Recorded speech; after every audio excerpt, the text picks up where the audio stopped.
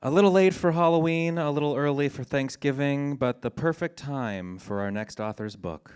Kurt Warblington, the master of suspense and horror, is here himself to share with us his latest thriller, November Moon. Ladies and gentlemen, Kurt Warblington. Thank you. Thank you, all of you. Wow, great. You know, I pack strip malls. You understand that, right? People know who I am, and no one is here tonight.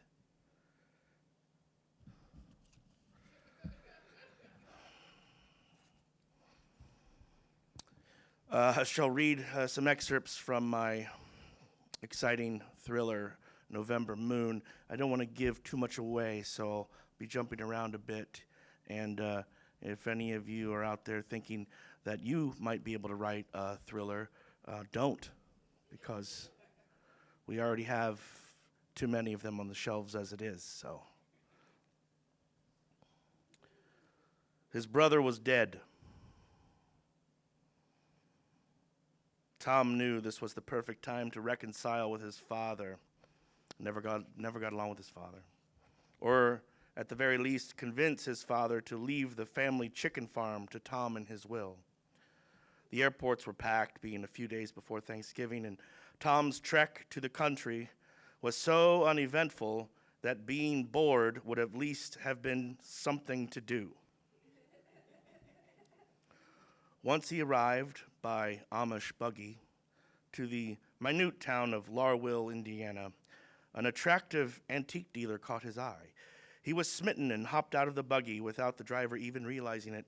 Tom strutted up to Gwen, the shopkeeper, and said, "Why, hello there, beautiful." She seemed uncomfortable at the remark and asked, "May I help you, sir?" "Tom," replied Tom. "It's Tom," repeated Tom. "Tom," she said. "Yes?" "No, I was just repeating it to you to make sure I got it right." "Oh, may I help you, Tom?" I really need to talk to my editor. "Why, yes, I suppose I'll buy one of these canes." Tom strutted to a barrel labeled Walking Sticks of the World. "This one's nice. Hey, the handle has a crescent moon and a star with a turkey on it." "Yes, it's a kind of joke. The crescent moon and star are the flag of Turkey." "I see. Say, how would you like to accompany me and show me around town?" No thanks." "I see." Skipping ahead, after several awkward bits of conversation, Tom eventually learns that the woman's name is Gwen and that she would just like to be friends. And now I'll read from the chapter shortly after Gwen is attacked by a wild animal near the farm, and Tom comes to her rescue. Tom fell to the ground, clutching his thigh. Gwen tried to help him up. "Oh, Tom, you saved me. Are you all right?" "I'll be fine." Gwen called for help. "Dr. Barlow, it's Tom. He's hurt. Help me get him inside." After much fuss over a small scratch on Tom's thigh, they asked him what kind of creature did this. Tom weakly answered, It was a turkey." "Impossible," shouted his father. "Why, this is the chicken farm. We haven't had turkeys here in ages." "Well, that may be, Dad, but I'm telling you it was a turkey." "Well, probably a large chicken." "No, Dad, it was a... With that, Tom fell unconscious. He was moved to a bed under the care of Dr. Barlow. And now to the moment when Tom escapes the farm to go ask the Amish folk if they know anything about a giant turkey on the loose. "He's gone," cried Dr. Barlow. "Gwen, get in here. Have you seen Tom?" "Why, no. Why?" "What? What? Gwen, you're a looker, but you're very difficult to understand." "Tom has left." "Oh, no, but doctor, why would he go?" asked Gwen. The doctor grimly replied, "I don't know, but he kept muttering something in his sleep, something about having the need for feed." "Doctor, why would he have a need to feed?" "No, corrected Dr. Barlow. Not the need to feed, the need for feed. He wanted feed. Meanwhile, in the Amish village, I expected you sooner, said the elderly Amish woman. Tom tried to speak, but how did you know I would? The Amish woman interrupted. Now is not the time, Tom. I must tell you something you should know. That whosoever is pecked by a were-turkey and lives becomes a were-turkey themselves. What? That's nonsense, argued Tom. No, said the woman. Even a person who is pure of heart and says their prayers by night may turn into the turkey when the turkey grass blooms and the moon is bright.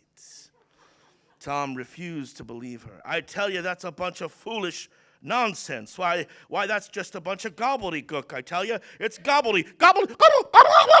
Tom tore off his clothes, except for his tucked-in tank top, pants, and belt.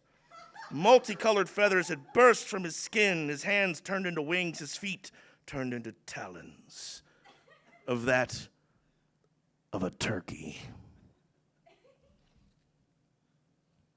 Don't be scared. It's just a story. I'm moving ahead now. Before the exciting climax, I don't want to ruin the book. We find Gwen and Dr. Barlow and Tom's father in the farmhouse with the doors barred and locked.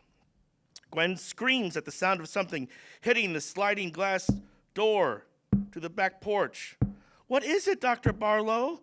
The doctor pulled the string to reveal behind the curtains Tom, but he was more turkey now than man.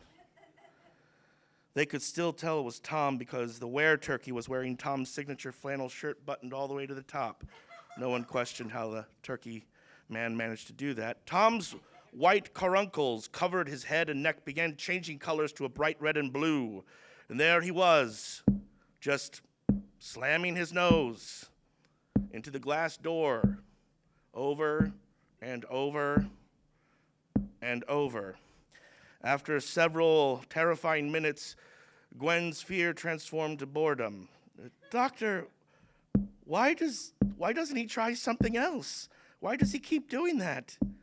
Because, my dear, answered the brilliant and all-knowing doctor, turkeys are very stupid creatures. No, yelled Tom's father. He's leaving the door and going towards the chicken feed. We've got to stop this. We've got to stop him before he pecks again. The doctor said, but how do you stop a man when he's not a man, but a turkey? As the three huddled in terror at the sight of Tom strutting back and forth around the outside of the farmhouse, the old Amish woman appeared in the doorway, mysterious as ever. There is only one way to stop a were-turkey. Well, tell us. You must wait for it to rain. Then lure him outside. Of course, cried the doctor. Well, don't you see? His turkey half won't be able to resist staring up at the rain with his mouth open, drinking it until he drowns. My, turkeys are stupid, aren't they? Asked Gwen. Everyone else in the room replied in unison, yes. Be sure to pick up November Moon before Thanksgiving. It's a great stocking stuffer. Thank you. Good night.